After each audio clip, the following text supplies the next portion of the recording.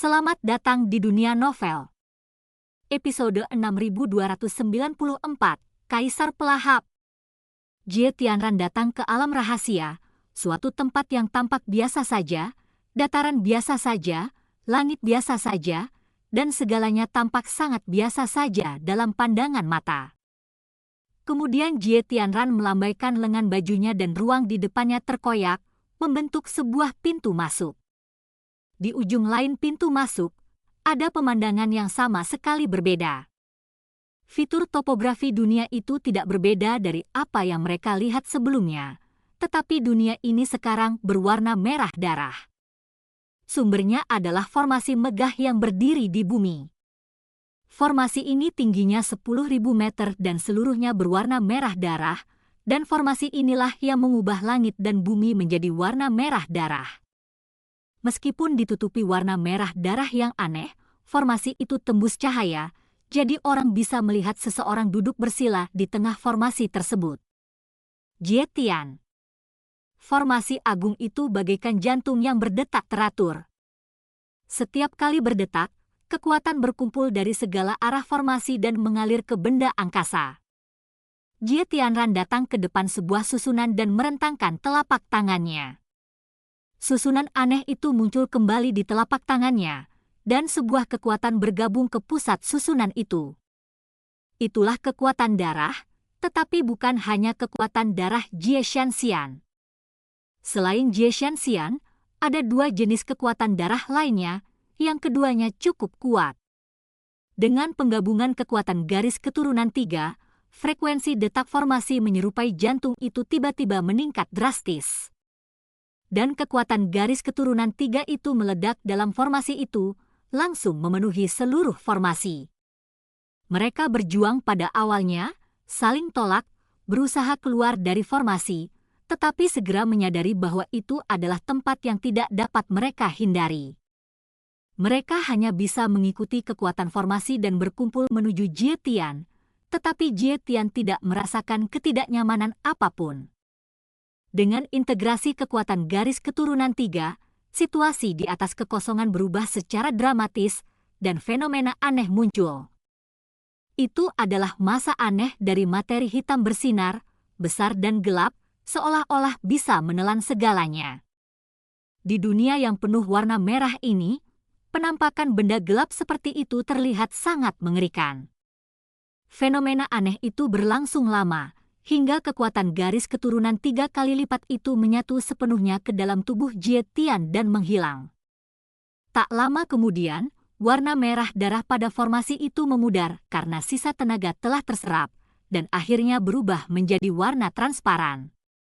Akhirnya, formasi itu menghilang, dunia kembali normal, dan Jie Tian membuka matanya. Pada saat yang sama, auranya juga terpancar. Spiritualis dunia naga sejati tingkat ke-6. Namun, ia sebanding dengan naga sejati tingkat 9, dan kekuatan tempurnya yang sesungguhnya telah mencapai puncak spiritualis dunia naga sejati. Jie Tian sangat gembira.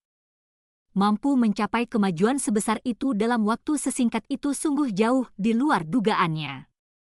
Dengan kultivasi semacam ini, sebagian besar master generasi tua akan terinjak-injak di bawah kakinya, dan dia akan menjadi tak terkalahkan di antara generasi muda. Dia akhirnya menjadi junior terkuat di dunia seni bela diri yang luas ini. Bahkan ada kesenjangan yang besar antara dia dan junior lainnya. Oleh karena itu, ekspresi Jie Tian dapat digambarkan sebagai ambisius dan heroik. Dia ingin menggunakan kekuatannya untuk menghapus penghinaan dan kegagalan yang dideritanya sebelumnya. Jika ramalan itu benar, maka kekuasaan zaman para dewa pasti menjadi miliknya. Dia akan menjadi raja di era ini. Namun sebelum dia sempat mengucapkan kata-kata yang berani, dia segera menahan diri karena dia menemukan Jie Tianran. "Kakek, kau sudah kembali." Ketika Jie Tian melihat Jie Tianran, dia buru-buru berlutut di depan Jie Tianran, wajahnya penuh kegembiraan. Baginya, kakeknya adalah orang yang paling penting dan paling dekat dengannya. Dan dia juga tahu bahwa alasan dia bisa membuat kemajuan besar kali ini adalah karena kakeknya telah menghabiskan semua sumber daya Istana Suci Tujuh Alam dan menyerahkan segalanya padanya. Transformasinya semua berkat kakeknya. Bagaimana rasanya? Jie Tianran bertanya sambil tersenyum. Rasanya sangat menyenangkan, tetapi Tian Er tahu bahwa semua ini berkat kakek. Khususnya saat ini, aku bisa merasakan kekuatan yang sangat dahsyat menyatu ke dalam tubuhku. Ini pasti kakek yang memberiku manfaat lagi. Kakek, apakah itu yang kita dapatkan dari zaman para dewa? Kali ini kamu telah melakukan perjalanan ke zaman para dewa. Apakah kamu telah memperoleh kekuatan zaman para dewa? Jie Tian bertanya berturut-turut. Di zaman para dewa, kita memang telah memperoleh banyak hal, tetapi butuh waktu untuk memperoleh kekuatan itu. Namun, kekuatan itu pasti akan menjadi milik kita, jadi tidak perlu khawatir.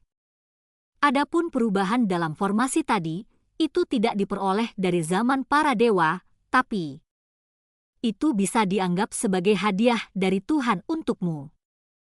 Sembari berbicara, Jie Tianran melangkah maju dan membantu Jie Tian berdiri, matanya penuh dengan rasa sayang.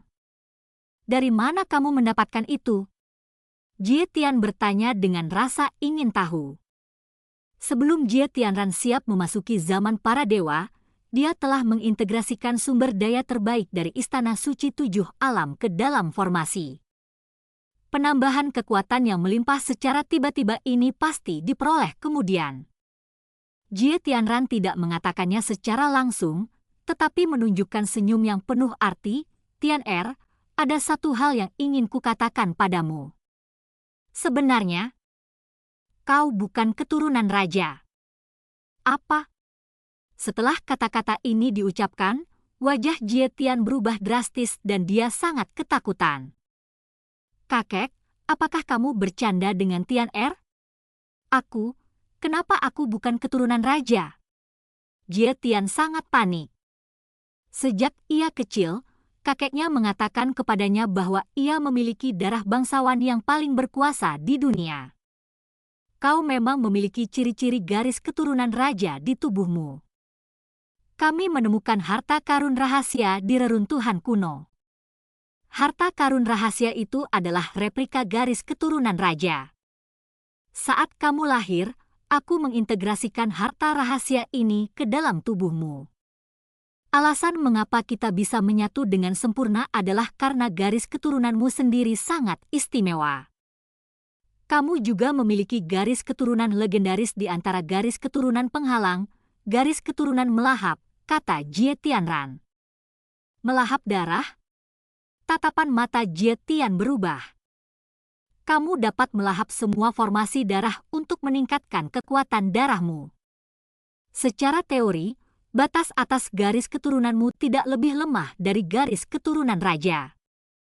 Dan alasan mengapa kamu mampu membuat kemajuan seperti sekarang adalah karena aku telah menggabungkan 3 garis keturunan yang relatif bagus. Mereka semua memiliki bakat yang sangat tinggi dan garis keturunan yang kuat, tetapi mereka dibatasi oleh dunia seni bela diri saat ini. Dengan garis keturunan dan bakat mereka, jika mereka memasuki Sungai Surgawi ke-9, prestasi mereka akan cukup untuk mendapatkan tempat di Sungai Surgawi ke-9, kata Jie Tianran. Kakek, jadi garis keturunanku benar-benar tidak lebih lemah dari garis keturunan raja?